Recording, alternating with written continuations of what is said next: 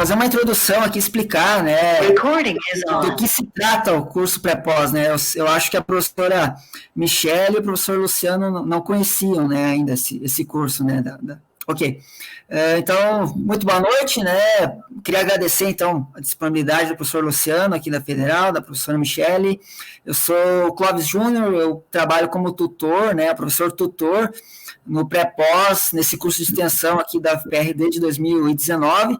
Esse curso ele era ofertado na forma presencial antes da pandemia, e aí começou a ser ofertado de forma remota, então a gente tem alunos aí do Brasil, né, do norte do país, no caso do Gabriel, por exemplo, é de Minas, né, a gente tem alunos que são do Paraná, alguns alunos aqui da Federal, a gente já recebeu alunos de fora do país, né, e o pré-pós, na verdade, é um curso de extensão de curta duração, de em torno de 3 meses aí, que tem disciplinas de metodologia da pesquisa, várias atividades que eles visam e ensinam o aluno, no caso, né, são alunos aí que estão terminando a graduação, alguns que já têm mestrado, né, então, a escrever um projeto de pesquisa.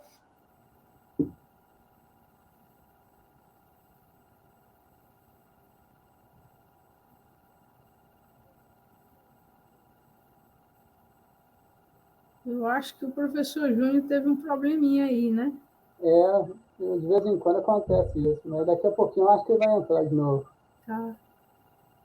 Muito prazer, Alas, e muito prazer, professor Luciano. Prazer todo meu. Eu estudei com você, Michele, na Santa Paul. Um corte.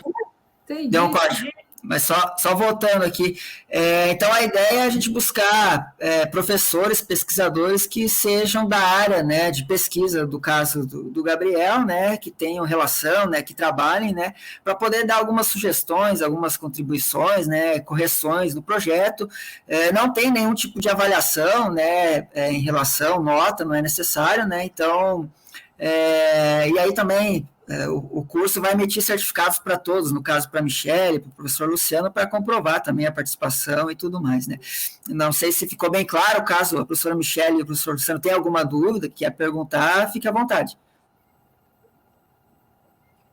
Ok, então a gente já pode começar. Eu passo a palavra para o Gabriel, né? Então, Gabriel, se apresente, fale da sua formação, né? Fale aonde você pretende, né, pleitear, né, o curso né, ao programa de pós-graduação, se é mestrado, se é doutorado, e daí apresente o teu projeto, né, entrando aí na parte dos objetivos específicos, falando a metodologia, né, lembrando que é um projeto de pesquisa, então a gente não tem ainda resultados, né, então, Gabriel, passo a palavra para você.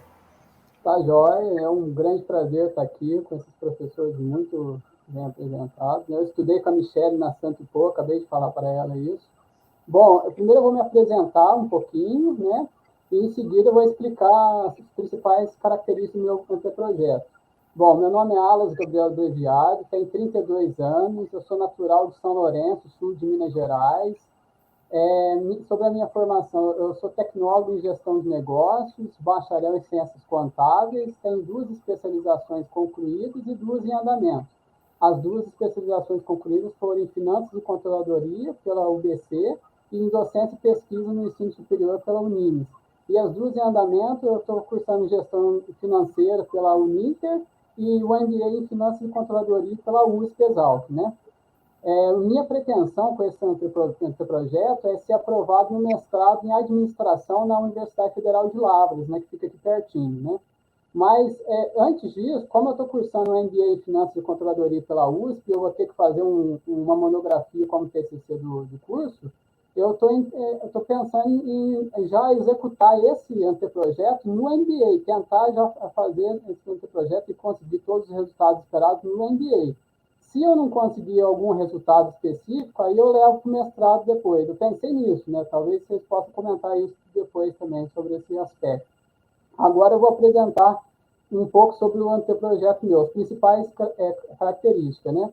O título, só o título que eu alterei em relação ao que eu já tinha enviado na plataforma para adequar as normas da USP, né? Que eles pedem um título que não tenha mais de 15 palavras, então eu tive que reduzir um pouquinho.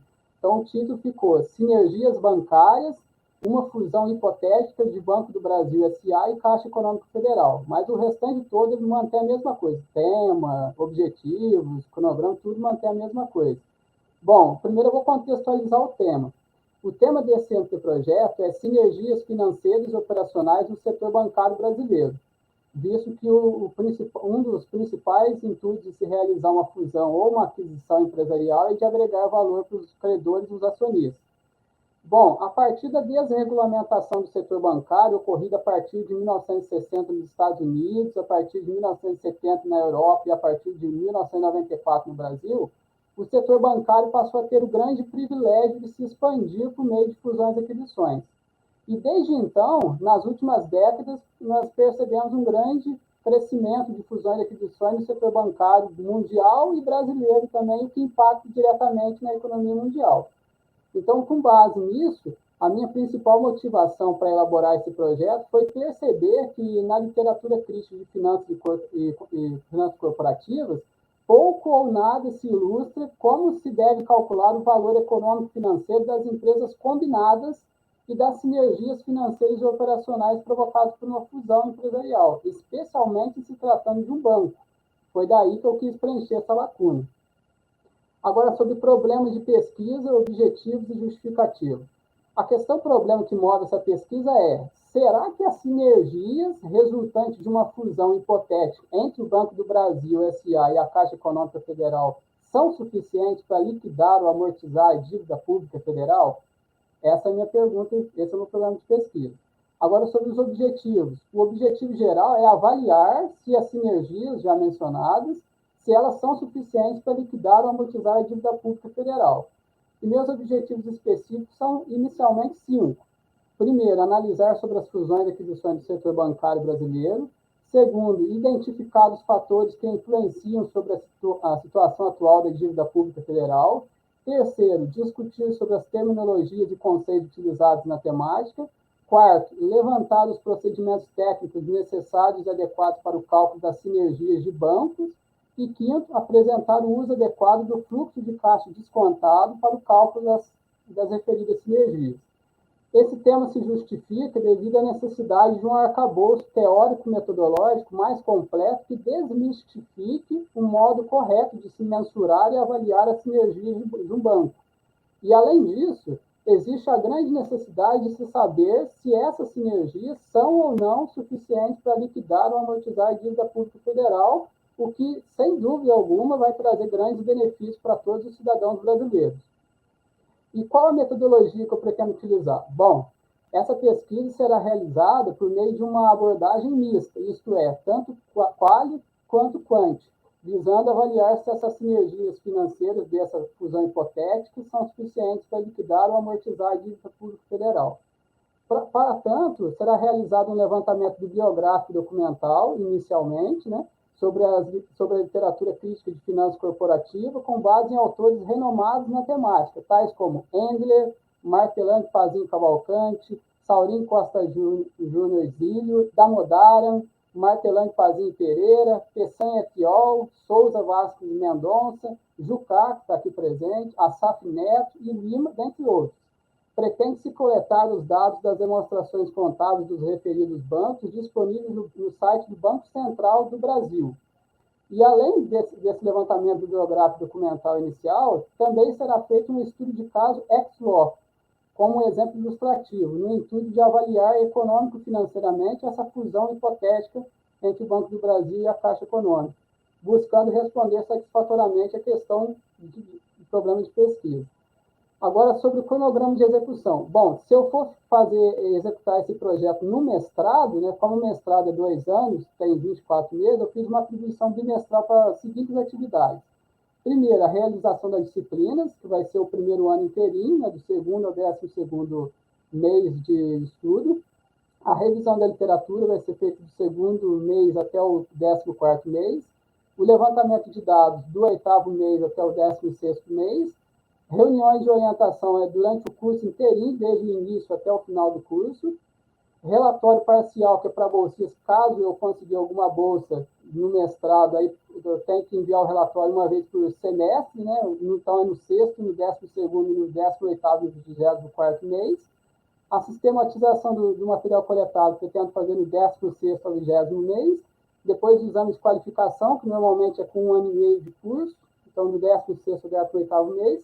E sendo aprovado no exame de qualificação, aí pretendo fazer a análise dos dados, a escrita do texto final e a elaboração do artigo científico do 18º ao 22º mês de curso. E, por último, fazer a defesa, apresentando os resultados finais no 24º mês. Então, essa é a minha programação, caso eu for executar esse anteprojeto no mestrado.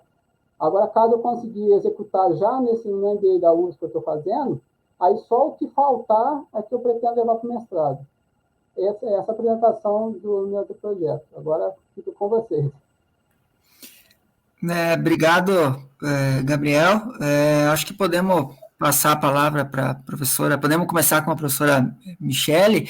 Professora Michele, que ela tem pós-doutorado, né, em finanças pela Universidade de Colômbia, doutorado em administração de empresas pela Universidade de São Paulo e mestre em administração. Então, professora, fique à vontade. Aí, se a professora ficou com alguma dúvida também em relação ao projeto do Gabriel, ou tem alguma sugestão em relação à metodologia, né? Enfim, então, professora Michele, fique à vontade. Bom, tenho primeiramente e segundamente, né? Primeiramente, muito obrigada pelo convite, pela participação. Eu realmente desconhecia a existência desse programa, eu achei ele muito interessante, porque ele pega jovens como você, Alas, e assim, e dão um apoio no sentido de você conseguir chegar com o seu projeto um pouco mais acabado, assim, que você tenha mais chance de sucesso no seu desenvolvimento, né? Também estou conhecendo agora o professor Luciano, o professor Júnior, então, muito prazer a todos. Alas, os comentários que eu vou fazer aqui, depois, se você quiser, eu fiz isso tudo escrito, já em cima do seu material, então eu posso lhe mandar por e-mail o arquivo com esses comentários que eu fiz em vermelho no seu texto, tá? Se você desejar. Eu vou fazer aqui, para não demorar muito, um overview de tudo aquilo que eu estou vendo aqui por tópicos, tá? Os comentários que eu farei aqui, Alas, primeiro, não são os únicos, os melhores, os mais perfeitos, muito pelo contrário. É apenas uma percepção minha com os vieses que eu tenho de pesquisa. Mas tenha certeza que, ao fazê-los, o objetivo aqui não é outro que não você ser muito bem-sucedida nesse seu projeto de pesquisa, seja no mestrado, na pós, lato sensu, onde você desejar, tá bom? Tá bom. Tudo bem? Tudo bem. Então, vamos lá. Assim, tem umas questões aí que eu vi que... E isso é muito chato, mas, assim, porque eu acho que o que interessa é o conteúdo. Mas existe uma regra de formatação aí que você usou, que é a BNT, e eu sugiro que você dê uma revisitada nessas regras, tanto do ponto de vista de citação, quanto do ponto de vista de referências, tá bom? Tá bom. Eu sei que isso é a coisa que menos interessa, menos importante, menos relevante, mas se existe uma regra, a gente, infelizmente, tem que cumprir essa regra, tá bom? Em grandes linhas, em termos de formatação, é isso que eu tenho para destacar nessa minha fala. Mas, no texto, como eu te mencionei, vai ter escrito várias outras questões. Uma outra dica, isso não está escrito em nenhuma regra. Um texto acadêmico, você conhece o Tom Jobim? Não. Tem uma música chamada Águas de Março, professor Luciano, professor Júnior deve conhecer. Não sei se você já ouviu, eu vou poupar vocês da minha voz, mas seria é pau, é pedra, é o fim do caminho, é um resto de toco, é um toco sozinho, né? Talvez cantada você até já tenha ouvido, mas eu vou te dizer por que essa música é tão genial, porque ela não tem um único adjetivo nem um advérbio. Então, como é que você consegue escrever uma música sem um único adjetivo ou advérbio, né? E aí, tudo bem que a gente não é o Tom Jobim, muito menos você, Alas, você nem é um gênio, né, na composição, né, compositor brasileiro. Mas um texto acadêmico, posto que não é uma música, se o Tom Jobim conseguir escrever uma música inteira sem um adjetivo e um advérbio, eu tenho para mim que no texto acadêmico você vai conseguir diminuir a quantidade deles. Porque o problema de você escrever um adjetivo ou um advérbio no texto acadêmico é que você tem que provar isso. Então, quando você qualifica um substantivo, é muito, é pouco, é novo, é velho, é alto, é baixo, você tem que provar isso normalmente com a citação acadêmica. E você exagerou, né? Teve assim, e a norma culta no texto acadêmico tem essas questões, né? Que eu acho que você também tem que dar uma olhadinha. Por curiosidade, põe aí um de Águas de Março, é uma música bonita. E preste atenção, não tem um adjetivo nem um advérbio. Mas, enfim, voltando ao tema. Na sua introdução, eu acho que você tem que dar, não só na introdução, mas em todo o texto, uma atualizada na sua revisão da literatura para os últimos 3 anos. E aí eu estou falando de 2020, 2021 e 2022. E ter o cuidado de, ao fazer essa atualização, citar artigos publicados em periódicos de alto fator de impacto. E não periódico que foi escrito pelo padre Zezinho da colina, do vizinho, da paróquia do Carmo, entendeu? Para você saber se esse periódico tem um alto fator de impacto ou não, você tem à sua disposição os extratos da Qualis, da CAPES, e você também tem os fatores de impacto internacional, que eu não tenho a menor ideia se você um dia já ouviu falar, como o índice H, Site Score, fator JCR, Journal Citation Reports, etc. Mas se você quer entrar na vida acadêmica do estrito sensu, é legal você já ir começando a entender quem é quem, né? Quem manda prender e quem manda soltar, tá? Então, uma atualização da sua revisão de literatura, citando journals, periódicos de alto fator de impacto para os últimos 3 anos, né? Na contextualização, no item 1.1, você também, eu estou colocando aqui várias sugestões de fontes para você consultar. Além de artigos acadêmicos de alto fator de impacto, é interessante na contextualização você trazer luz a esse problema, quando você fala, teve muita ou pouca fusão, isso, aquilo, outro, e você cita alguns autores, meu jovem, vou lhe apresentar algumas fontes nas quais eu acho que você pode beber dessa informação, né? Então, se a gente for falar sobre movimentos de combinação de negócios, é um outro tema que eu vou destacar já, o termo técnico é de combinação de negócios e não fusões e aquisições, certo?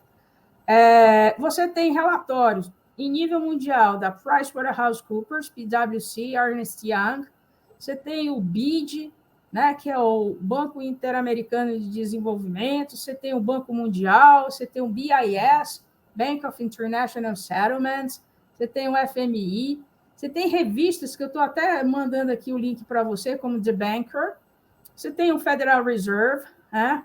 Você tem OECD, e aqui no Brasil você ainda poderia ir atrás da FEBRABAN e do Banco Central, com informações sobre movimentos de fusões e de combinações de negócios dessas empresas, ok? Especificamente aí do setor bancário. No item 1.2, quando você vai falar de problema de pesquisa, objetivo e justificativa, eu tenho aqui alguns questionamentos para você, né?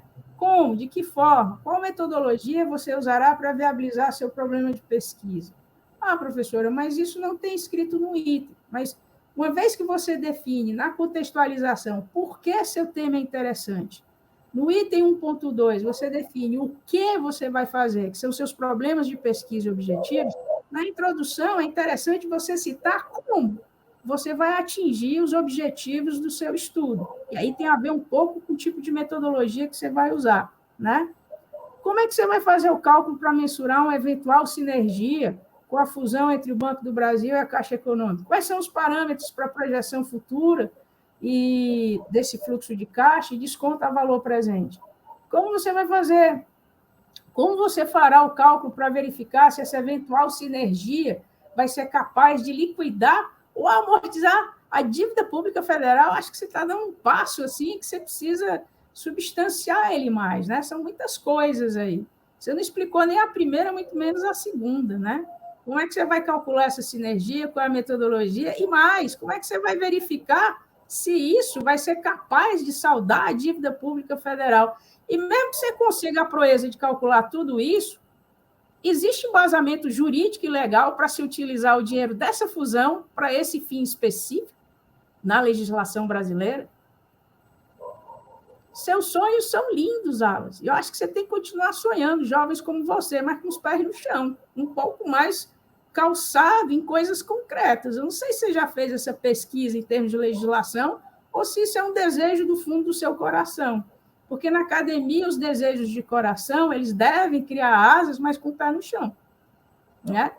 Supondo que sim, quais são as legislações que viabilizariam isso? Tendo que falte um item, um subitem que trata essa questão da metodologia, do como você vai atingir esses objetivos. Né? Na parte da revisão teórica, a primeira coisa que eu peço para você é você pesquisar o CPC 15, com a primeira revisão, que trata exatamente do conceito de combinação de negócios. O professor Luciano estava dando uma zapeada aqui no senhor, seu professor de contabilidade, né? Então, assim, vamos começar usando o termo adequadamente. Existe uma legislação no Brasil que trata especificamente desse movimento, né? De fusões e aquisições, que são exatamente as combinações de negócio. Feito isso, quando você chega no item 2.2, aplicações gerais do fluxo de caixa descontado, eu já vou te dar de graça aqui vários artigos que eu me dei o trabalho de fazer uma pesquisa, uma revisão da literatura, entre aspas, né? Rapidinho, de artigos mais recentes sobre o tema que você está desenvolvendo. E coloquei, inclusive, o endereço eletrônico do DOI completo, que é uma coisa que eu acho que você tem que colocar nas suas referências também, apesar disso não ser uma regra da ABNT, mas todos os artigos, todos os periódicos, mais recentemente, pedem que você coloque esse link do endereço eletrônico do DOI, né? Quando chega lá na parte do item 2.3, conceitos de diferença entre sinergia financeira e sinergia operacional, eu vou te sugerir mais um monte de artigos sobre isso. Recentes, publicados em periódicos de alto fator de impacto. Quando chega no item 2.4, de novo, fusão e aquisição no setor bancário. Vou te citar mais um monte de artigo recente que trata sobre esse tema. E vou sugerir que você faça também essas pesquisas nessas bases que eu acabei de mencionar, né? Em nível mundial. Quando você chega no item 2.5, fusões e aquisições do setor bancário brasileiro, também, eu sugiro que você pesquise, tem vários artigos no Brasil publicados em empresas do Brasil publicados sobre esse tema. E também vou te citar outras fontes para você consultar como é que está o estado dessa situação, desses tipos de movimentações aqui recente no Brasil, né? Na metodologia, quando você fala de levantamento bibliográfico, aí a gente tem que falar de outras duas metodologias específicas, análise bibliométrica e revisão sistemática. E cada uma dessas metodologias, elas têm uma dinâmica própria. E aqui eu estou colocando para você referências de onde você pode aprender sobre essas metodologias. Análise bibliométrica é uma coisa, revisão sistemática é outra.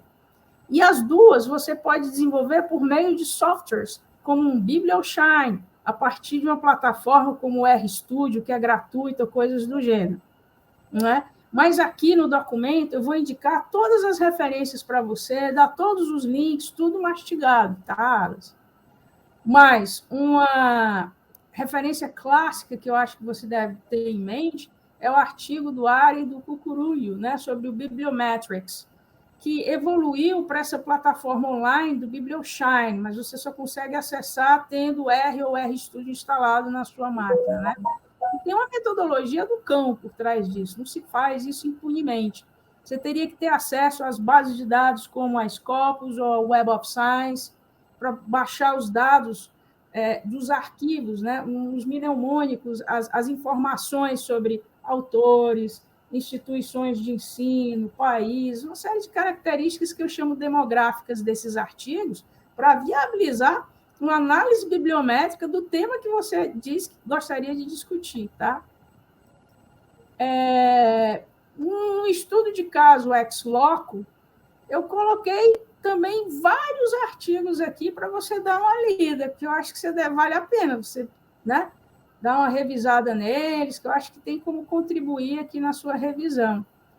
Análise e interpretação dos dados, eu também coloquei aqui algumas sugestões de artigos que tratam de como fazer o cálculo dessa metodologia de sinergia operacional e sinergia financeira, a partir da combinação de negócios de algumas empresas, tá? Enfim, o que mais? E nas referências bibliográficas, essa questão do DOI, você vai entender o que é o DOI, porque está lá no documento, eu coloquei todos os artigos que eu citei já tem o DOI. É interessante que, mesmo que a BNT não solicite, você já vai incluindo, né, quando você der uma revisada nas regras, porque isso depois vai para os teus artigos, né? Todo periódico, inclusive no Brasil, exige isso hoje em dia. Alas, eu estou sendo muito dura com você, porque você é um rapaz jovem, é um pesquisador que ainda está começando a entender esse mundo.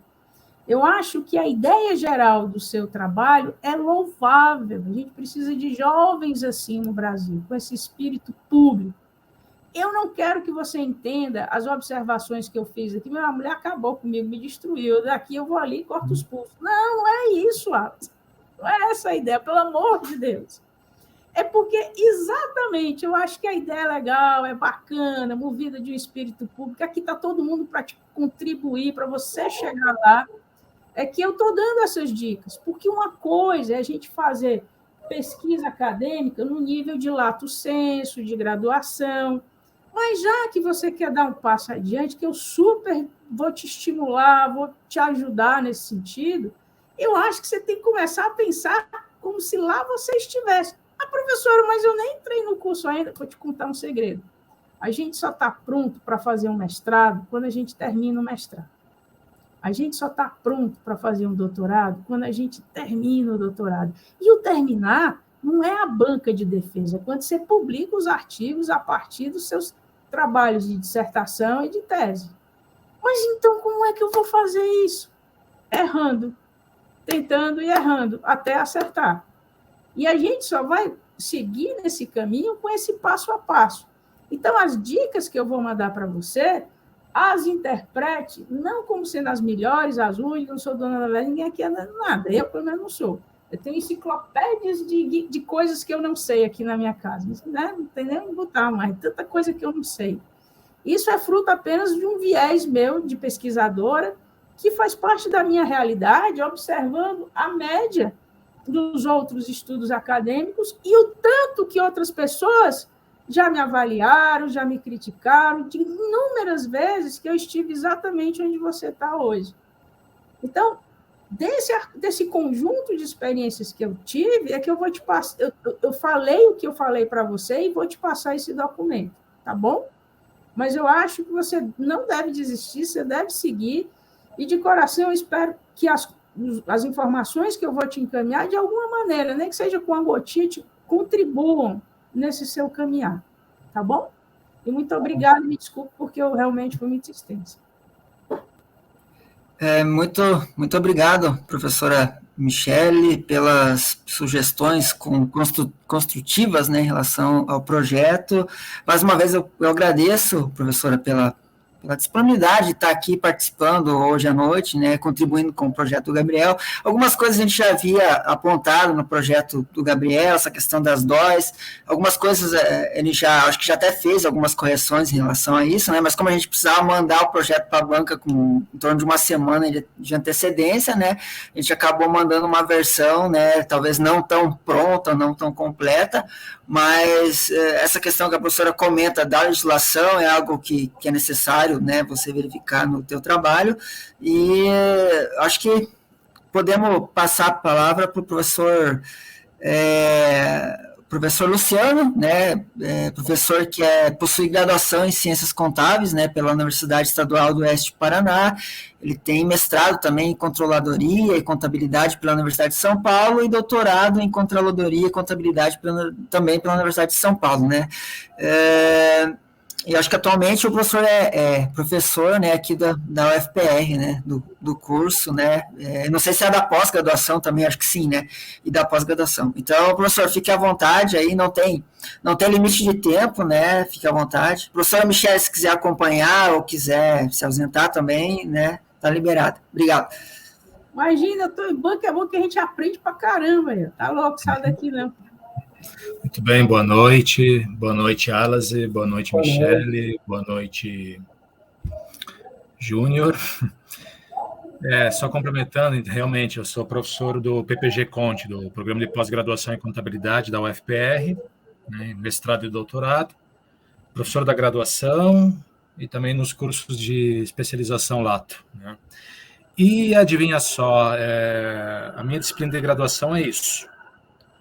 Não só isso, mas aborda também isso, combinação de negócios, né? Na especialização também trabalho, combinação de negócios, e no PPG Conte eu também tenho uma disciplina que aborda as combinações de negócios, né? Então, quando houve a solicitação para que algum professor do Departamento de Ciências Contábeis aqui da Federal do Paraná participasse, quando vi o título do trabalho, falei, sou eu. Então, são expertises minhas. Eu também trabalhei profissionalmente com isso antes de parar de trabalhar e virar professor, né? Alas, em relação ao teu trabalho, vamos lá.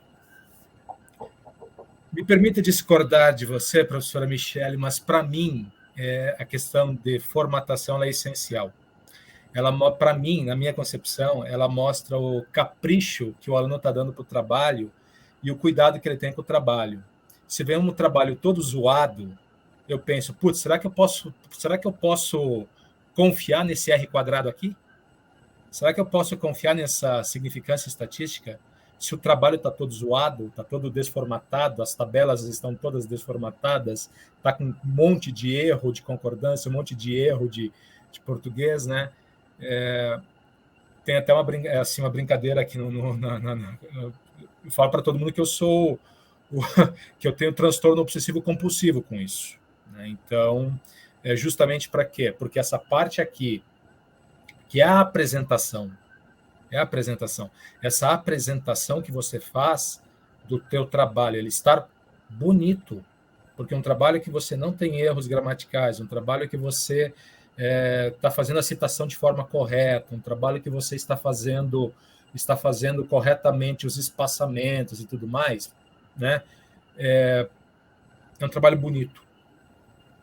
E tem uma ótima máxima que é a seguinte, que é verdade: o que agrada aos olhos agrada ao coração.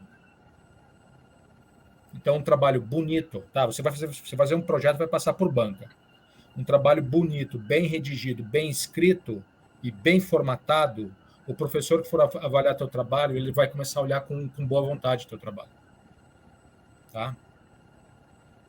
Eu vou passar aqui muito mais dicas de como eu avalio nas seleções para o mestrado e doutorado nosso.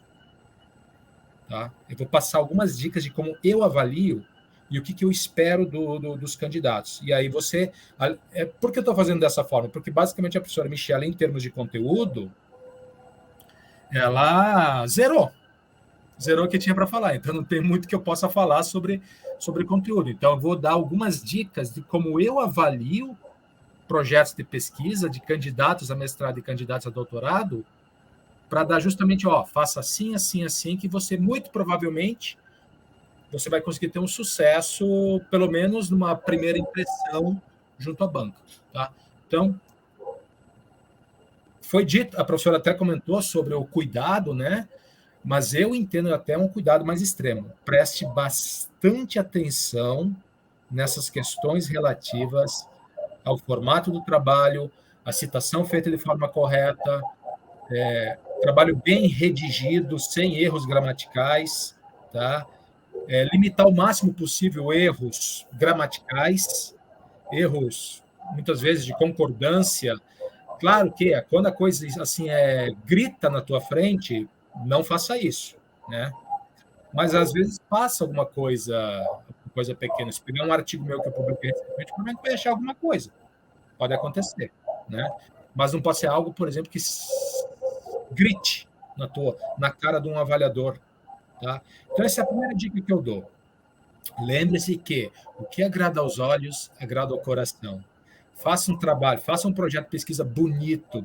E quando eu falo bonito, é bem redigido, sem erros de português, bem formatado no padrão, com citações corretas, sabe? Isso daí, o avaliador, muito provavelmente, ele vai ver com boa vontade o teu trabalho. Tá?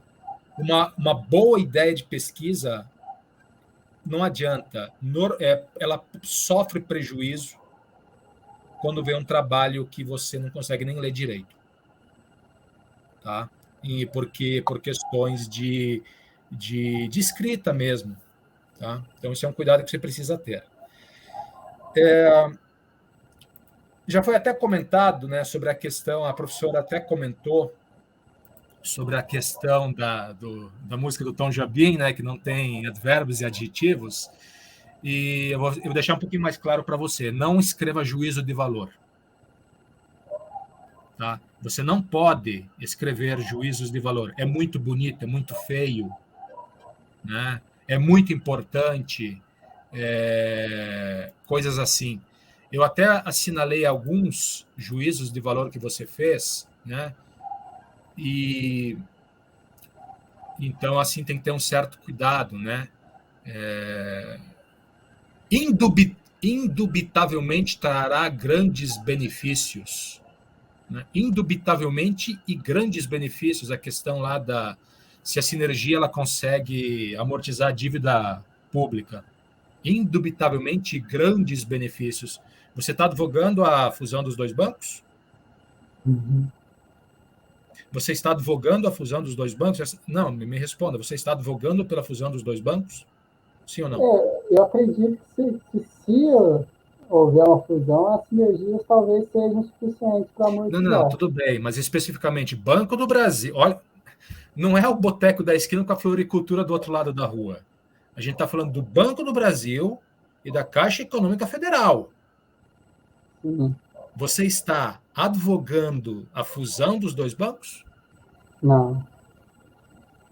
Você advogou agora a fusão dos dois bancos. Tá vendo? Posicionamento neutro. Posicionamento neutro. Você tem que ter o teu projeto de pesquisa tem que ser algo neutro. O teu achado não é bom, não é ruim. O teu achado mostra que aconteceu XYZ, tá? Então, cuidado com isso, tá? O posicionamento que você tem que ter é de neutralidade. Porque esse parágrafo ali está me dizendo que você quer que esse negócio aconteça.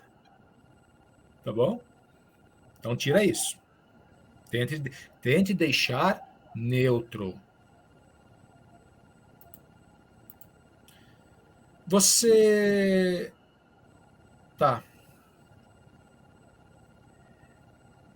Eu não sei o que as pessoas, que os demais colegas pensam, que a gente pensa disso, ou eventualmente como é que é como é que é especificamente lá na Federal de Lavras, mas eu posso falar por mim, eu posso falar pela minha área, posso falar pelo curso aqui que eu conheço de administração, que é o PPG ADM aqui da Federal do Paraná. A gente não gosta de discurso pessoal. Tá? A gente não gosta de discurso pessoal. E é uma coisa brasileira, porque lá fora é mais aceito, mas aqui no Brasil não é bem visto. E a gente tem que jogar a regra do jogo. Se a regra do jogo é não gostamos de discurso pessoal, você não vai fazer discurso pessoal. Por quê? Porque você fala lá 2 vezes, né? Com base nesses pressupostos, a principal motivação que eu tive para elaborar o trabalho foi a minha percepção que na literatura crítica de finanças corporativas, etc. Foi daí que eu quis preencher essa lacuna. Okay? Então, discurso impessoal. Como esse discurso, eu não lembro se tem outras passagens, pode ser que tenha, e se tiver você, como está gravando, você pode depois olhar minha participação, tá? Eu não fui tão camarada contigo quanto a professora Michele e eu não fiz anotações para lhe entregar. Não vai ser gravado, então a gravação depois ele pode olhar. Né? Então, eu não lembro se teve outras passagens de discurso pessoal. Tá? Certifique-se junto à universidade qual é a diretriz deles lá. Eu arrisco dizer que é impessoal. Né? Nós, na área 27, a gente é meio que padrão discurso impessoal. Tá? Área 27 da CAPES. E eu quero falar sobre esse parágrafo que eu peguei esses dois discursos, né, que é o último parágrafo ali da tua contextualização do tema. Cara, eu acho que você foi muito, perdão a palavra, arrogante aqui nesse parágrafo. Consultando meia dúzia de livros, você fala que pouco ou nada se tem. Você não expandiu a tua pesquisa para poder afirmar que pouco ou nada se tem sobre o cálculo de valor econômico de empresas combinadas e das sinergias operacionais provocadas. E aí, porque você olhou meia dúzia de livros e, eventualmente, essa meia dúzia de livros não abordou isso daí, aí você fala que você quer preencher essa lacuna? Será que ela já não foi preenchida? Será que já não existe? E você é que não conseguiu correr atrás? Desconfie.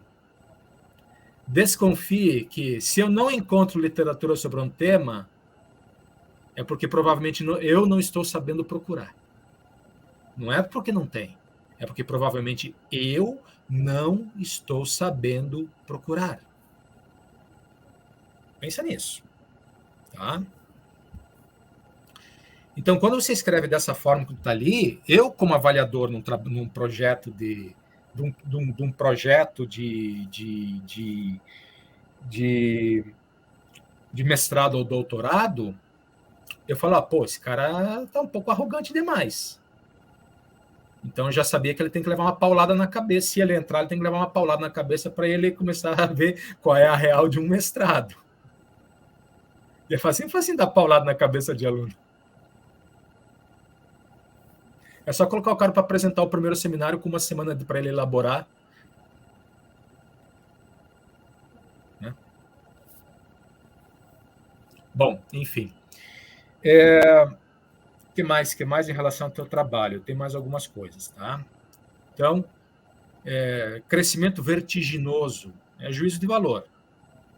Você colocar crescimento vertiginoso sem colocar quanto que foi o volume de fusões e aquisições, a professora Michelle até comentou, a PwC, mesmo a PwC no Brasil, ela faz o relatório anual, né, das fusões e aquisições. Isso está disponível no site deles.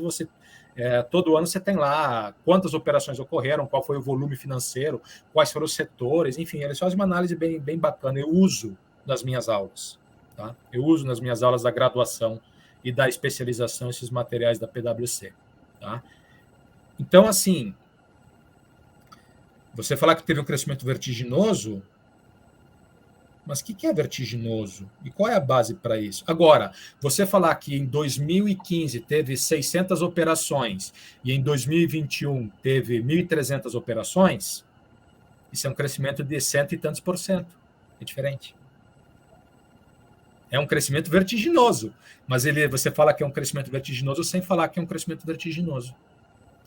Em 2015 foram 600 operações, em 2021 foram 1.200 operações, ou seja, um crescimento de 100%.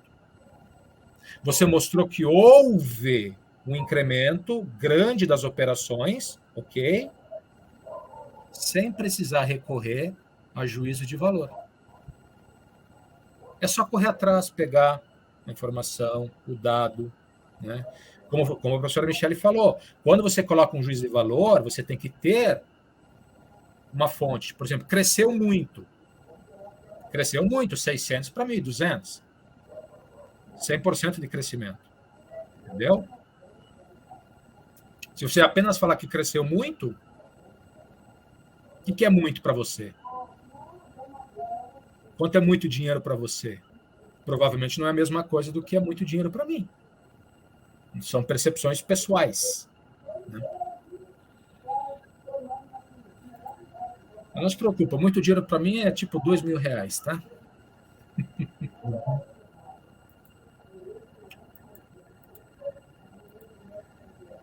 O que mais? Na metodologia, não sei se foi comentado, mas eu vou comentar, o item 5, apresentar o uso adequado do fluxo de caixa descontado para o cálculo das sinergias. O que é o uso adequado? Se você está falando, olha só, Arapuca, se você está falando em uso adequado, é porque você está dando a entender que tem uso inadequado. Ok? Tem livro por aí fazendo uso inadequado do fluxo de caixa descontado? Eu encontrei, por exemplo, alguns autores que disseram o seguinte, que se você trocar a taxa de desconto, por exemplo, quando a empresa não é encarada como que não tem dívida, aí a taxa de desconto utilizada é o custo capital próprio, né, o CAE. Se você trocar o CAE pelo OC, por exemplo, aí os resultados dão errado, certo? Ou se fizer o inverso, se a empresa tem dívida, se você trocar o OC pelo CAE, também dá errado. Aí, quem troca está fazendo inadequadamente, não está? Não, tudo bem, mas aí é o seguinte, se é uma empresa que tem só capital próprio, você vai usar o custo capital próprio. Se é uma empresa que tem capital próprio, capital terceiro, você vai usar o custo médio ponderado de capital. Né? Vamos supor que a pessoa troque. Que está pesquisando. Mas isso está escrito na literatura? Tá, tem um autor, deixa eu resgatar aqui quem que fala isso. Tem um autor que fala isso. Então, é um autor que obviamente não pode usar. Se ele fala isso. Endler 2004, que fala mas isso. Eu não quero entrar em discussão, tá? Mas deixa para lá. Não, mas deu para entender. Importante é que deu para entender.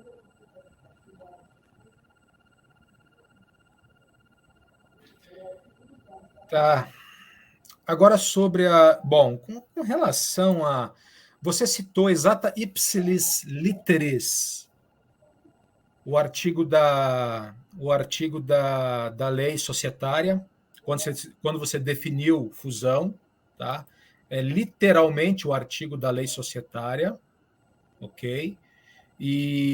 Mas você não citou, né? Você simplesmente não citou que era o artigo da lei societária. Só deixa eu ver aqui certinho. O artigo 228. Artigo 228 da Lei Societária, da 6.404, é a operação pela qual se unem duas ou mais sociedades para formar sociedade nova, que lhes sucederá em todos os direitos e obrigações, que é exatamente o que está escrito ali no primeiro conceito de fusão. E não há menção à lei, né? Mas tudo bem, não é isso que eu quero discutir. A professora Michele já havia comentado, mas eu vou reforçar, tem literatura contábil sobre esse assunto e literatura normativa sobre esse assunto. É bom se dar uma boa olhada na norma. Tá? É a norma brasileira de contabilidade técnica geral 15, revisão 3, NBC TG 15R3, que na verdade aprova o pronunciamento técnico CPC 15. Ok? Se você olhar o CPC 15 R1, já tá valendo. Tá? Tem que entrar. Quando você fala em fusões e aquisições, não tem como, e você está fazendo um processo, eventualmente um processo seletivo para finanças, mesmo que seja em administração, mas o pessoal de finanças e administração conversa conosco. E a gente conversa com eles. E conversa com o pessoal da economia também, sabe? Não é isso. Não é daquela coisa de achar contador só serve para fazer imposto de renda da pessoa física, né? As pessoas acham que é para isso, né? Mas eu nem contador sou, né? Mas tudo bem. Então, mas precisa trazer, tá? E aí traga literatura sobre isso. Você tem, por exemplo, o Manual de Contabilidade Societária, que você é formado em Ciências Contábeis, você conhece. Né? Em termos de literatura de livro, tem alguns livros aí que o pessoal fala sobre essas operações. Né? Ele basicamente traduz muita coisa de que está na norma, que realmente o CPC 15 ele é um pouco árido, é uma literatura, como ela é meio que traduzida, Ctrl+C, Ctrl+V, da norma internacional, ele é meio chato de ler, tá? Mas você tem alguns livros que o pessoal interpreta e dá um direcionamento explicativo melhor, tá? Mas quando você for falar de operações fusão, tem que abordar isso daí no teu referencial, tá? Deixa eu ver aqui mais. Metodologia.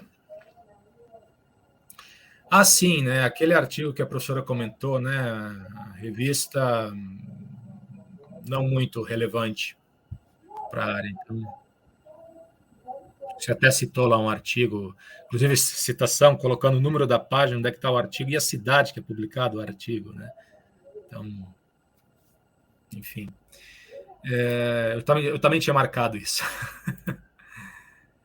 Agora, em relação à metodologia. Vamos lá. Eu não sou especialista em metodologia, tá? Não sou. Mas, do que eu conheço, o teu trabalho não é quantitativo. Tá? Em ciências sociais aplicadas, considera-se trabalho quantitativo aquele que tem tratamento estatístico de dados e interpretação a partir dos achados realizados com a validação estatística. Então, você calcular fluxo de caixa descontado, isso não é quantitativo, é qualitativo, até porque você teve experiência profissional com fusões e aquisições? Não. Eu tive. A gente mudava a taxa de desconto conforme conveniência de comprador e vendedor. A gente, entendeu? Mas não... Cara, qual é a taxa efetiva? Entendeu? Não dá... vamos calcular custo médio ponderado de capital, o quê? Mas como é que calcula o custo de capital próprio em empresa limitada? Né? Então, assim, tem outro detalhe. A fórmula do fluxo de caixa descontado basicamente é valor presente. Certo? Sim. Fórmula do valor presente. Valor presente é igual ao valor futuro dividido por 1 mais a taxa elevado ao prazo. Valor futuro dividido 1 mais a taxa elevado ao prazo. Qual é o único componente aí nessa fórmula que não tem discussão sobre? Qual é o único componente da fórmula do valor presente que não dá para discutir sobre? O número 1. O valor futuro, quanto tempo eu vou projetar? Com ou sem perpetuidade? A taxa de desconto. Custo médio ponderado de capital, uma taxa benchmarking, tipo Selic, né? O prazo. Quanto tempo? Por que 5 anos? Por que 10 anos? Com ou sem perpetuidade? Então, a única coisa que não tem discussão uma fórmula de valor presente é o 1. VP igual VF dividido 1 mais I elevado a N. Esse número 1 não tem discussão. Mudou a projeção, mudou a pessoa que elabora a projeção, mudou o valor presente. Mudou a premissa, mudou o valor presente. Então, por que eu estou falando isso? Porque é juízo de valor. Então, se é juízo de valor, não é quantitativo. Ok? É qualitativo o teu trabalho. Qual tipo de trabalho você está fazendo? Você está fazendo um trabalho de abordagem qualitativa, pesquisa documental. Tá? Para mim, não é estudo de caso. Não caracteriza estudo de caso. Eu estou falando isso porque aqui a gente tem alguns encontros nos grupos de pesquisa. E em grupos de pesquisa, assim, o pessoal também conversando com os professores de metodologia do nosso programa, e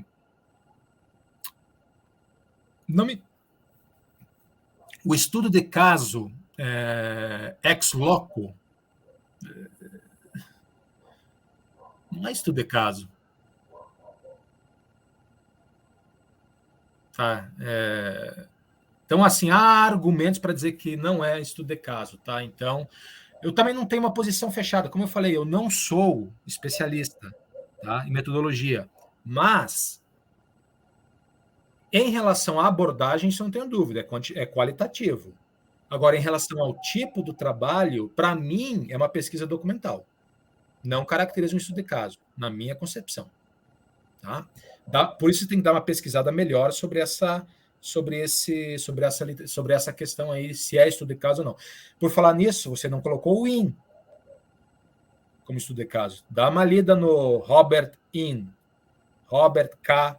IN, K.YIN, né? Não sei se é Yin, sei lá, mas enfim. Eu falo IN, YIN. É um autor, assim, basilar de estudo de caso. Dá uma olhadinha nele, para ver se é estudo de caso ou não. Tá? Acho que era isso. Então, para resumir, trabalho bem redigido, ok? Discurso bem redigido. Cuidado na tua metodologia. Dá uma melhorada na tua metodologia. E aprofundar a questão de fundamentação do trabalho, inclusive trazendo aspecto de lei. Usa o artigo da lei societária. Fusão e usa a norma brasileira de contabilidade, né? NBCTG 15R3, que corresponde ao CPC 15R1. Okay? Acho que é isso. Espero ter ajudado um pouco. Muito obrigado, professor Luciano, pelas suas excelentes sugestões e contribuições. E, Gabriel, você quer aproveitar os professores para perguntar alguma coisa? Ficou com alguma dúvida? Não, eu queria só agradecer, né, ao professor Luciano e à professora Michele pelas excelentes considerações. Assim que eu receber o material por e-mail, eu já vou fazer todos os ajustes que eu consegui, né, para melhorar o projeto, para submeter para um possível mestrado. Ok, professora Michele, daí pode me repassar durante a semana o arquivo com as considerações por e-mail que eu envio para o Gabriel. E aí... Oi? Já foi, eu recebi notificação de e-mail da professora Michele. Já mandou? Já. Ok. Eu ia pedir até para você, Alas, e o professor Júlio confirmarem se vocês já receberam. Deixa eu ver aqui. Estou aberto aqui.